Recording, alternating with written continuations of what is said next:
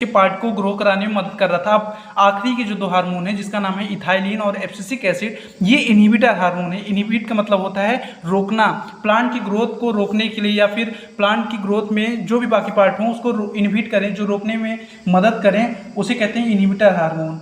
Inhibitor hormone तो वो कौन कौन से हैं? तो इनहिबिटर में आ जाएगा, सबसे पहला है इथाइलिन, ठीक है, और दूसरा है एब्सिसिक एसिड।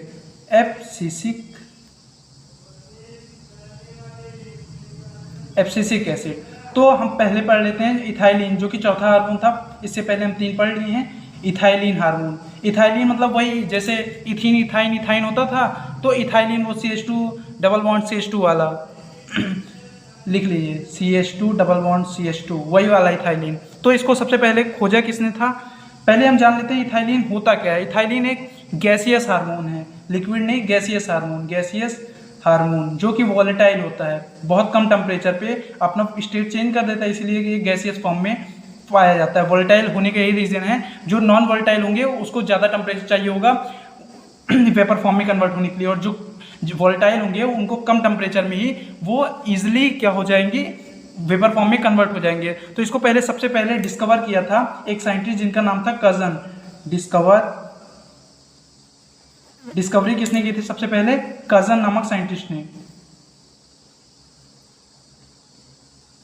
ठीक है, कजन नामक साइंटिस्ट ने। उन्होंने क्या देखा कि जो ऑरेंज का प्लांट होता है, ऑरेंज के प्लांट में से जैसे जैसे ऑरेंज जो पक रहा था तो उसमें से कुछ गैसियस सब्सटेंस निकाल रहे थे, जो कि जाकर जो आसपास वहाँ बनाना प्लांट था उसको, उसके पौधों को पकाने में मदद कर रहे थे, ठीक है। तो उन्होंने ऑब्जर्व किया, cousin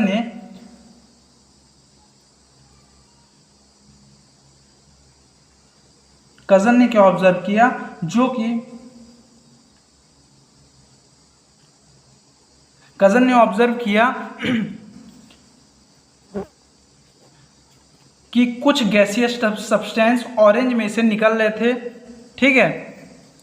release of some volatile gaseous substance, some volatile gaseous substance from ripened orange. मतलब राइपेंड का मतलब होता है पका हुआ, ripened oranges, ripened orange which promote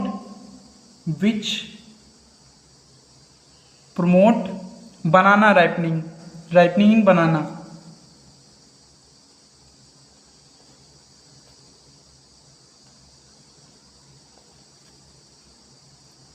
ठीक है। जो कच्चा बनाना होता था वहां पर जो ऑरेंज थे यानी संतरे के पौधे थे, जब वो पक रहे थे तो कुछ ऐसे वॉलेटाइल सब्सटेंस, गैसियस सब्सटेंस निकाल रहे थे, जो कि जब बनाना के पौधों के पास जा रहे थे वो वॉलेटाइल सब्सटेंस, तो उनको पकाने में मदद कर रहे थे। तो जो सब्सटेंस था वो इथाइलिन था। ये कजन साहब ने ऑब्जर्व किया।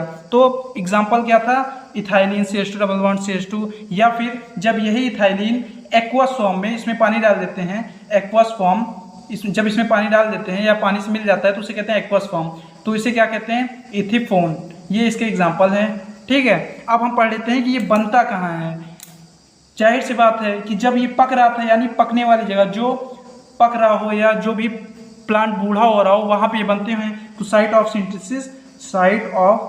सिंथेसिस, जो भी चीज़ें पक रही होंगी वहाँ पे ये पाया जाएगा। या तो प्लांट, या जैसे पकने का मतलब यही नहीं है कि ऑरेंज पक रहा है, पकने का मतलब ये भी है कि लीफ अब बूढ़ी हो रही है, मुरझाने की कगार पे है। पकने का मतलब ये भी है कि ऑरेंज पक रहा है, पकने का मतलब ये भी है कि फ्रूट्स पक रहे हैं। तो दोनों मतलब हो सकते हैं। तो पहला साइट ऑफ सिंथेसिस, यहाँ पे plant undergoing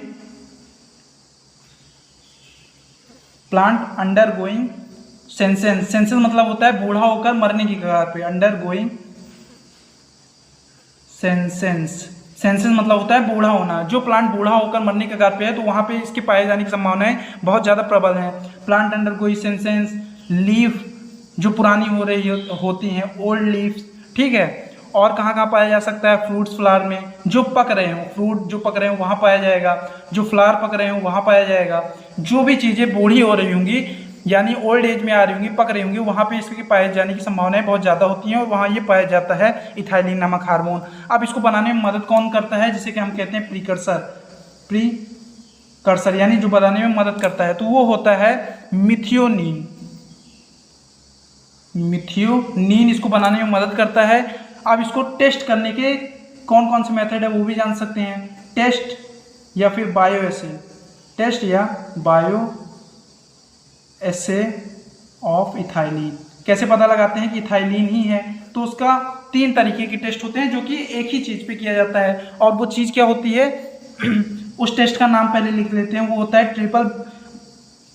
triple response bio एसे, यानी 3 रिस्पॉन्स एक ही चीज़ का कराना, ट्रिपल रिस्पॉन्स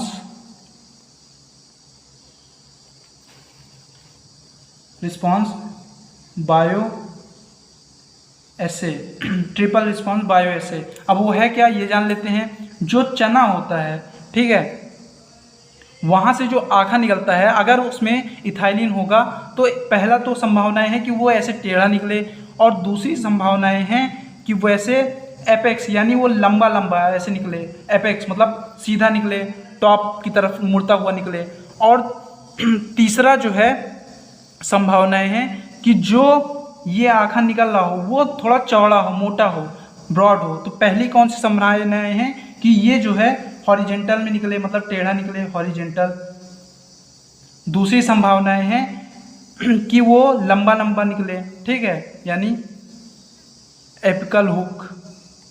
और तीसरी संभावना है, तीसरा जो टेस्ट है वो ऐसे, जो ये हो आखा निकले या फिर जो हुक निकले वो चौड़ा हो, यानी ब्रॉडनिंग ऑफ एक्सिस, जो उसकी एक्सिस हो वो चौड़ी हो। ब्रॉडनिंग मतलब होता है चौड़ा, ब्रॉडनिंग ऑफ एक्सिस यानी वो चौड़ा हो। पहला वो लंबा हो, दूसरा वो सीधाई में एकदम लंबा हो, तीसरा कि वो चौड़ा हो। बस 3 तरह के रिस्पॉन्स होते हैं, एक ही तरीके से होते हैं, ठीक है। न्यू सीडलिंग, जो नई नई सीड होंगी वहाँ पे पाए जाते हैं, तो वहाँ टेस्ट करने के ये माध्यम है नई सीडलिंग्स पे।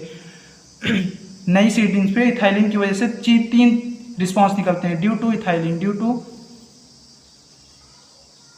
इथाइलिन 3 तरह के रिस्पॉन्स निकलते हैं। वो 3 तरह के रिस्पॉन्स कौन कौन से हैं, वो है पहला तो हॉरिजेंटल ग्रोथ, उन सीडलिंग की हुक की होती है हॉरिजेंटल ग्रोथ। दूसरा होता है एपिकल हुक ग्रोथ, एपेक्स मतलब टॉप पे निकलना, apical hook growth.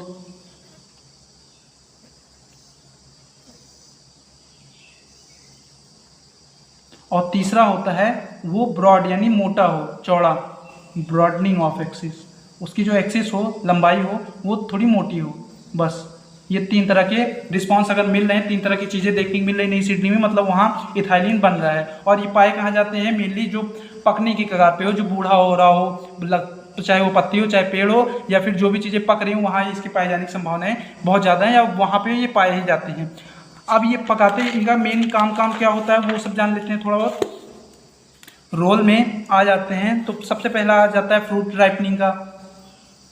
Fruit ripening यानी फ्रूट को पकाने में मदद करता है। अब फ्रूट में भी कई तरीके के फ्रूट होते हैं, एक क्लाइमेट्रिक फ्रूट होता है, एक नॉन क्लाइमेट्रिक। क्लाइमेट्रिक फ्रूट जो क्लाइमेट के हिसाब से पकते हैं, क्लाइमेट्रिक फ्रूट वो होते हैं जो क्लाइमेट के हिसाब से पकते हैं। क्लाइमेट्रिक फ्रूट वो होते हैं जो क्लाइमेट के हिसाब से पकते हैं। और दूसरा जो होता है वो non climacteric fruit, non climacteric fruit. Non climacteric fruit वो होते हैं जो तभी पकते हैं, जो क्लाइमेट के हिसाब से नहीं पकते, जो तभी पकते हैं जब तक वो पेरेंट प्लांट से चिपके रहें तभी पकते हैं। जैसे स्ट्रॉबेरी हो गया, वाटरमेलन हो गया, रेस्पबेरी हो गया, स्ट्रॉबेरी, वाटरमेलन, ये सब वगैरह जो होते हैं वो नॉन क्लाइमेट्रिक फ्रूट होते हैं। ये तभी पकते हैं जब ये अपने पेरेंट प्लांट से चिपके हुए होते हैं। दिख रहा है ऐसे।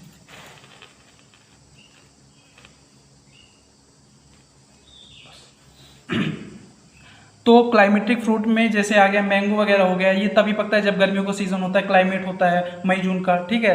क्लाइमेट्रिक फ्रूट में जैसे मैंगो आ गया, और क्या आ गया, टोमेटो आ गया, और बहुत सारे ऐसे पौधे जो क्लाइमेट के हिसाब से पकते हैं। सो क्लाइमेट्रिक राइपनिंग यानी क्लाइमेट के हिसाब से पकते हैं, राइपनिंग मतलब होता है पकनिंग। सो क्लाइमेट्रिक राइपनिंग।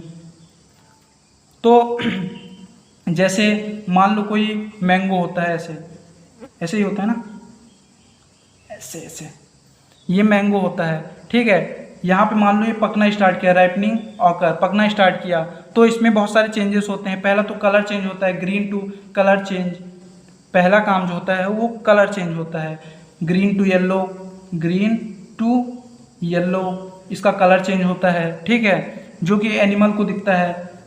और दूसरा कि क्या होता है, जो पहले अगर कच्चे आम को खाओ तो तीखा लगता है, लेकिन जब वो पक जाता है खाओ तो मीठा लगता है। ऐसा इसलिए होता है, जो एसिड होता है वो कन्वर्ट हो जाता है शुगर में, एसिड कन्वर्ट इनटू शुगर जब वो पकता है। ये राइपनिंग टाइम होता है जब वो पक रहा होता है। और तीसरा क्या होता है, जो मिडिल लैमला होती है, बीच का जो भाग होता है, वो सीड वाला भाग नहीं, उसके अलावा वो डिजॉल्व हो जाता है, लैमला डिजॉल्व, जिसकी वजह से जो आम होता है वो पच जाता है, यानी पक जाता है। डिजॉल्व जिसकी वजह से मैंगो जो होता है वो सॉफ्ट हो जाता है, ठीक है। पहला कलर चेंज होता है, एसिड जो होता है शुगर में कन्वर्ट हो जाता है, यहाँ पे लिख लीजिए, और मिडिल लैमला डिजॉल्व हो जाता है, जिसकी वजह से आम एकदम पझा हुआ लगता है, मतलब सॉफ्ट लगता है। और क्या होता है, रिस्पायरेशन रेट जो होता है वो बढ़ जाता है। रिस्पायरेशन रेट जो होता है प्लांट में फ्रूट बनते वक्त या पकते वक्त, रिस्पायरेशन रेट बढ़ जाता है, ठीक है, जिसकी वजह से CO2 वगैरह रिलीज ज़्यादा होती है, CO2 रिलीज।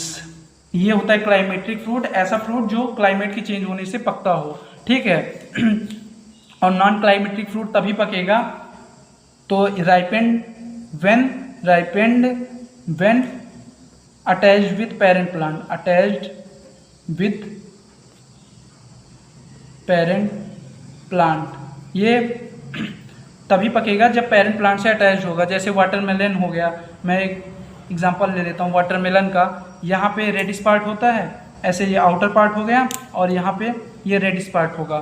कुछ समय बाद जब तक ये पेरेंट प्लांट से अटैच रहेगा तो ये जो आउटर पार्ट है इतना ही रहेगा इसका साइज, लेकिन जो रेडिश पार्ट रहेगा, इसको मान लीजिए मेरे पास रेड पेन नहीं है, रेडिश पार्ट रहेगा, तो ये पूरे में फैल जाएगा जब वो पकेगा, और यहाँ पे बीच बीच में सीड्स आ जाएंगी, और यहाँ पे ये पक गया होगा, ठीक है। ये तभी पकेगा जब ये पेरेंट प्लांट से चिपका हुआ होगा। अगर इसको निकाल देंगे, सोचेंगे क्लाइमेट के चेंज होने के हिसाब से पके, तो ये नहीं पकेगा, इसीलिए ये नॉन क्लाइमेट्रिक फ्रूट है। तो यहाँ पे हम देख सकते हैं जो फ्रूट वाल की लेयर होंगी वो पतली हो गई होंगी। यहाँ पे जैसे पहले मोटी फ्रूट वाल होती हैं, जैसे जैसे पकता है वो पतली हो जाती हैं, और बीच का जो पार्ट होता है वो भी फैल जाता है पूरे पार्ट में। तो हम लिख लेते हैं फ्रूट वाल थिनिंग। पहला चेंज आ रहा है फ्रूट वाल थिनिंग। उसके बाद क्या चेंज आ रहा है, रिस्पायरेशन रेट नहीं बढ़ता, क्योंकि यहाँ क्लाइमेट नहीं चेंज हो रहा के हिसाब से नहीं चेंज हो रहा। रिस्पायरेशन रेट नॉट इंक्रीज, मतलब कोई फर्क नहीं पड़ रहा है।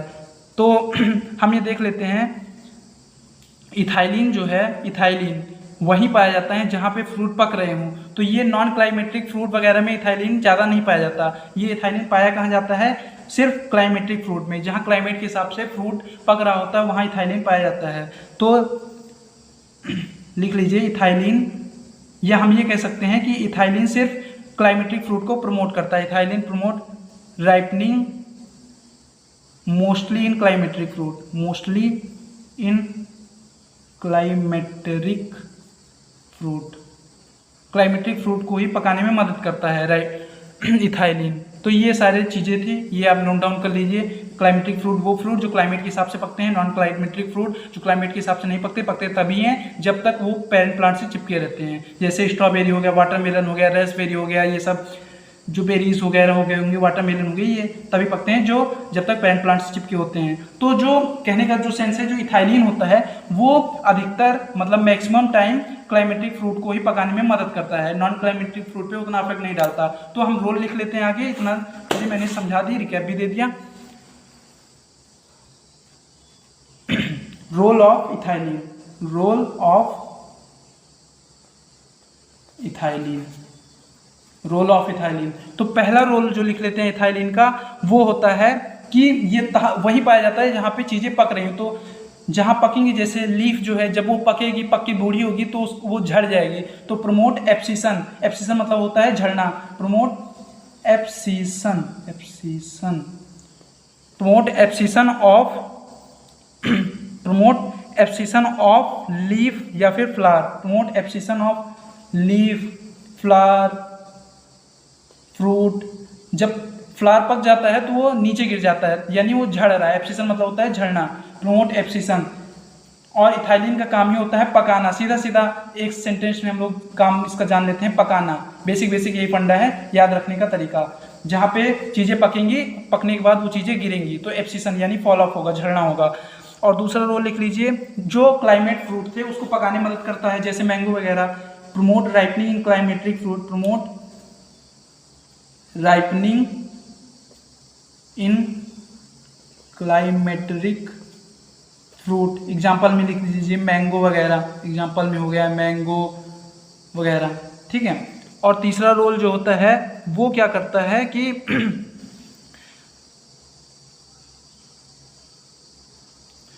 एक साथ, यानी जो पाइनएप्पल का पौधा होता है जैसे, ठीक है, वहाँ पे कई सारे पाइनएप्पल लगे पड़े हैं ऐसे, ठीक है, कई सारे पाइनएप्पल ऐसे लगे पड़े हैं, तो वहाँ पे ये अगर हम इथाइलिन डाल देते हैं तो एक साथ सबको पकाने का काम करता है। तो लिख लीजिए, एक साथ कहते हैं सिंक्रोनाइज मैनर, एक साथ। It promote pineapple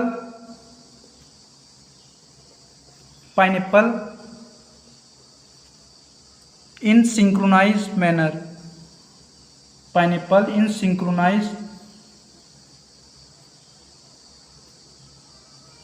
it promote pineapple in synchronise manner. Promote में आ जाएगा, मतलब क्या प्रमोट करता है, फ्लावरिंग, फ्रूटिंग, यही सब। फ्लावर बनाने में, फ्रूट बनाने में, पकाने में, फ्लावरिंग, फ्रूटिंग, इसी चीज़ में पकाने में मदद करता है। या फिर राइपनिंग, ठीक है, मतलब एक साथ सारे पाइनएप्पल को पकाने में मदद करता है। सिंक्रोनाइज मैनर का यही मतलब हुआ। पहला रोल हो गया एब्सिशन, यानी जो चीज़ें पक रही होंगी वो एक समय के बाद झड़ेंगी, तो एब्सिशन यानी झड़ाने काम करता है। दूसरा रोल हो गया कि पकाने काम करता है क्लाइमेटिक फ्रूट को, जैसे मैंगो वगैरह हो गए। और तीसरा रोल हो गया कि पाइनएप्पल वगैरह को पकाने का काम, फ्लावर बनाने का काम एक साथ करता है, मतलब एक साथ सारी चीज़ें बन जाएँ। और चौथा जो रोल हो गया ब्रेक बड डोर्मेंसी या सीड डोर्मेंसी, जैसे ये कोई सीड्स होती हैं, सीड यानी बीज, ठीक है, जैसे सीड होती हैं, तो इसमें क्या होता है, इसमें से आंखें निकलते हैं, मतलब वो प्लीम्यूल, ठीक है, या फिर रेडिकल वगैरह निकलते हैं। तो यहाँ पे क्या होता है, कुछ ऐसे पौधे होते हैं, कुछ ऐसे सीड्स होते हैं, जैसे आप लोग वो खाते होंगे, बादाम वगैरह खाते होंगे, उसकी सीड बहुत हार्ड होती है। तो कुछ उसी तरीके से कुछ प्लांट की ऐसी सीड होती हैं जो बहुत हार्ड होती हैं, तो उसको पहले क्या करता है, आउटर लेयर को घटाना पड़ता है, क्योंकि या फिर आउटर लेयर को तोड़ना पड़ता है, तभी वहाँ से ये प्लीम्यूल और रेडिकल वगैरह निकलेंगे जो आगे जाके एक प्लांट बनाएगा। तो हम लोग लिख लेते हैं कि उस चीज़ को, जो आउटर लेयर होती है, उसको तोड़ने में जो मदद करता है वो इथाइलिन होता है। तो उसे तोड़ने को जो कहते हैं उसे कहते हैं बड डोर्मेंसी को तोड़ना। तो लिख लीजिए ब्रेक बड डोर्मेंसी, ठीक है, यानी जो सीड होंगी उसमें से जब आखा वाखा निकालना होगा तो आउटर लेयर को तोड़ना पड़ेगा ताकि इजीली वो लोग निकल सके, क्योंकि आउटर लेयर इसलिए होंगी ताकि सीड को प्रोटेक्ट किए रह सकें, हार्ड बनाने के लिए कवरिंग होंगी, तो उस कवरिंग को तोड़ना होगा ताकि प्रीम्यूल और रेडिकल निकल सकें और उससे नया प्लांट बन सके। तो लिख लीजिए ब्रेक बड डोर्मेंसी। तो बड डोर्मेंसी का मतलब, तोड़ने का मतलब यही है कि आउटर लेयर को तोड़कर उसको प्रीम्यूल और रेडिकल निकालने में मदद कर रहा है। और पांचवा रोल क्या हो गया, पांचवा रोल हो गया कि पेटियोल एलोंगेशन, जैसे ये प्लांट है और ये पत्ती है, तो इस पार्ट को जो जिससे अटैच रहती है इसे कहते हैं, ये पूरा पार्ट, सॉरी मैं इसको बता दी, ये पूरा पार्ट इसे कहते हैं पेटियोल या फिर लेमाइना, ठीक है, इसको मदद करता है। और फिर इंटरनोड को बढ़ाता है, यानी यहाँ एक पत्ती है तो यहाँ नोड और ये नोड, तो दो नोड के बीच में जो गैप है इसे इंटरनोड कहते हैं, तो इस गैप को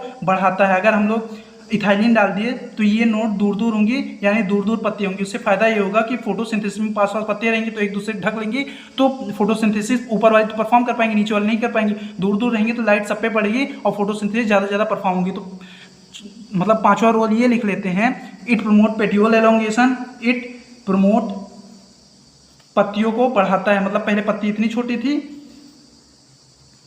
थी, ठीक है, अगर इथाइलिन डाल दिए तो फिर बड़ी हो गई। और जब बड़ी हो गई और पास पास पत्तियाँ रहेंगी तो ऊपर वाली पत्तियों पे फोटोसिंथेसिस होगा और नीचे लाइट नहीं पड़ेगी, नीचे नहीं होगा। और लेकिन पत्तियाँ दूर दूर रहेंगी तो नीचे भी लाइट पड़ेंगी, नीचे भी फोटोसिंथेसिस होगा। तो मतलब फोटोसिंथेसिस में मदद कर रहा है, प्लांट की ग्रोथ में मदद करेगा। तो it promote petiole elongation, petiole elongation and internode elongation, internode elongation in rice plant या फिर पी प्लांट, मतलब किसी भी प्लांट में। इन राइस प्लांट मतलब धान के पौधे में या फिर चावल के पौधे में। जैसे राइस प्लांट में क्या होता है ना कि मैं बाद में समझाता हूँ। राइस प्लांट पे जब हम लोग पानी भर देते हैं तो यहाँ पे जो छोटा छोटा पौधा होता है वो उसको उसकी पत्तियों को बाहर निकालना पड़ता है। तो जो बाहर निकालने में मदद करता है वो इथाइलिन की मदद से ही उसकी पत्तियाँ बाहर निकलती हैं, तब वो प्लांट बाहर निकलता है। क्योंकि पानी भरा रहता है गर्मियों के टाइम में, हम लोग जब चावल उगाते हैं तो पानी भर देते हैं ना बहुत ढेर सारा, ताकि वो प्लांट डूबा रह सके, पानी में रह सकें। और जब पत्तियाँ वहाँ से निकलती हैं तो इथाइलिन की मदद से ही निकलती हैं। तो ये लिख लीजिए, it promote petiole elongation, internode elongation. Internode मतलब जितना ज़्यादा गैप रहेगा उतनी ही ज़्यादा वो ऊपर तक पत्तियाँ ग्रो करेंगी। इंटरनोड एलोंगेशन, जितना इंटरनोड बढ़ेगा उतने वो पानी के ऊपर वो पत्तियाँ जाएंगी और इनडायरेक्टली या फिर फोटोसिंथेसिस करेंगी। और छठा रोल लिख लीजिए कि रूट हेयर की ग्रोथ कराता है। तो promote root hair growth, root hair growth, ठीक है। Increase surface area for absorption, increase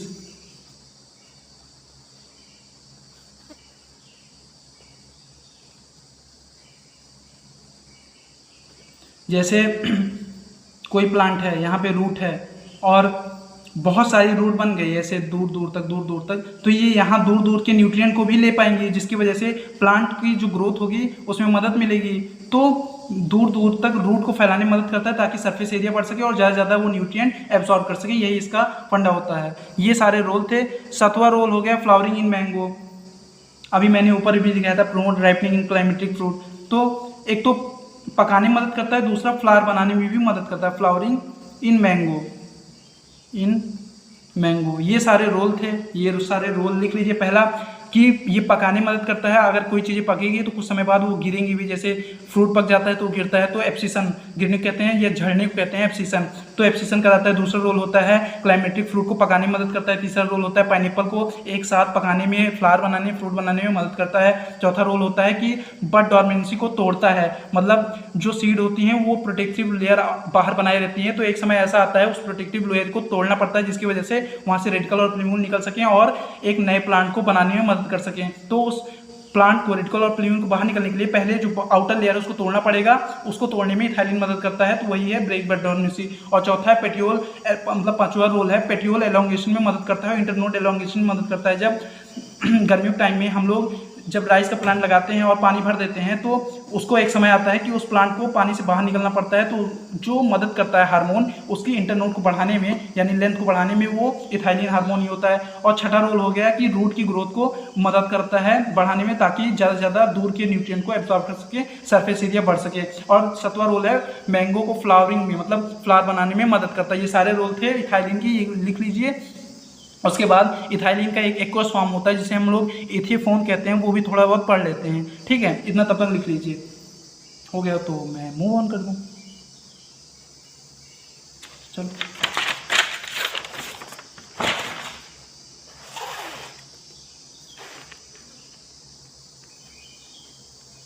अब जो एक्वस इथाइलिन का, इथाइलिन में अगर पानी डाल दें या फिर उसका जो एक्वस फॉर्म होता है, एक्वस फॉर्म मतलब जिसमें पानी डाला फॉर्म, जिसमें पानी होता है, वाटर होता है, उसके एक्वस फॉर्म को, इथाइलिन के एक्वस फॉर्म को इथीफोन कहते हैं, इथीफोन, ठीक है। अब हम इथीफोन के बारे में थोड़ा सा पढ़ लेते हैं, बहुत ज़्यादा नहीं है, बस थोड़ा बहुत इथीफोन के बारे में पढ़ लेते हैं। उसके बाद हम लोग एब्सिसिक एसिड पे मूव ऑन करेंगे। एब्सिसिक एसिड छोटा सा टॉपिक है, खत्म कर देंगे। पहले इथीफोन के बारे में पढ़ लेते हैं। जो इथीफोन होता है वो एक्वस फॉर्म होता है इथाइलिन का, तो पहला पॉइंट यही हो गया, aqueous form of ethylene, aqueous form of ethylene, ठीक है। दूसरा जो हो गया, ये पानी को बहुत कम एब्जॉर्ब करता है, तो मतलब रेडली एब्जॉर्ब, पूरी तरह से एब्जॉर्ब जो नहीं कर पाता उससे हम लोग कहते हैं रेडली एब्जॉर्ब होता है। प्लांट में या फिर किसी भी चीज़ में एथिफोन रेडली एब्जॉर्ब होता है, पूरा पूरा नहीं एब्जॉर्ब होता। तो और क्या होता है, जब रेडली एब्जॉर्ब होगा तो धीरे धीरे मूव ऑन करेगा, तो स्लोली डिफ्यूज इनटू प्लांट, ठीक है। अब इसका रोल क्या होता है, एथिफोन का रोल जान लेते हैं। पहला रोल होता है कि एप्पल और टोमेटो में फ्लावरिंग करता है। पहला है promote flowering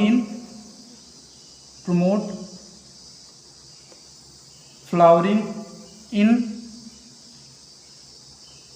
Apple and tomato.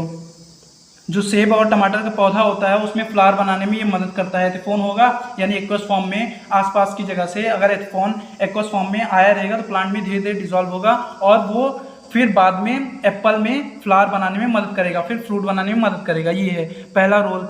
ये एब्जॉर्ब कैसे होता है, जैसे ये रूट हैं, यहाँ से आसपास में इथाइलिन पड़ा है और पानी भी होगा तो एक्वस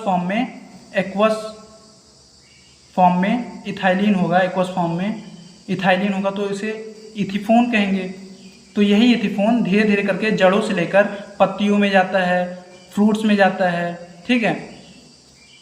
ये बड़ा सा पौधा हो गया, टहनी में जाता है, फिर यहाँ से जो फ्रूट लगे होते हैं यहाँ भी जाता है ऐसे फ्रूट में, और यहाँ जाकर ये इसको पकाने में और फ्लावर बनाने में मदद करता है, ठीक है। तो ये पहला रोल हो गया। दूसरा रोल क्या हो गया कि फ्रूट को पकाने में भी मदद करता है, क्योंकि एथिफोन का मतलब यही था कि जो चीज़ें पकाने में मदद कर रही हो। तो एथिफोन एक एक्वस फॉर्म है इथाइलिन का ही, जो कि पकाने में मदद करता है, फ्रूटिंग या फ्रूट राइपनिंग में मदद करता है, फ्रूट राइपनिंग इन, जैसे चेरी हो गया या फिर कॉटन वगैरह हो गए, कई सारे प्लांट में फ्रूट राइपनिंग में मदद करता है, वॉलनट हो गया, इन सब चीज़ों में ये मदद करता है फ्रूट को पकाने में। और तीसरा रोल हो गया कि ये फीमेल फ्लावर बनाने में मदद करता है, मेल फ्लावर नहीं, फीमेल फ्लावर में। ये एक स्पेसिफिक फीचर है, इसको अच्छे से नोट डाउन कर लीजिएगा। Promote female flower, help in formation of female flower, help in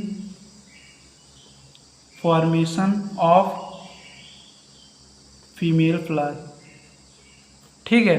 जैसे ये कोई पौधा हो गया किसी भी चीज़ का, तो उसमें क्या होगा, जो फीमेल फ्लावर को अगर बनाने में कोई चीज़ मदद कर रही है तो वो इथिफोन है। फीमेल इथिफोन होगा अगर उस प्लांट में, तो वो चांसेस ये करेगा कि फीमेल फ्लावर बनाए। तो फीमेल फ्लावर को बनाने में मदद करता है और चीज मतलब फ्रूट्स को पकाने में मदद करता है। फ्रूट्स कौन कौन से, चेरी, कॉटन, वॉलनट, और फ्लावरिंग किस में कराता है, एप्पल, टोमेटो में। ये सारे एथिफोन के फीचर थे। एथिफोन वो होता है इथाइलिन का एक एक्वस फॉर्म, जो कि धीरे धीरे प्लांट में एब्जॉर्ब होता है और स्लोली डिफ्यूज होता है, फिर जाके ये फ्लावरिंग कराता है, राइपनिंग कराता है और फीमेल फ्लावर को प्रमोट कराता है। ये सारे फीचर थे, बस इतना ही पढ़ना है एथिफोन के बारे में, बस।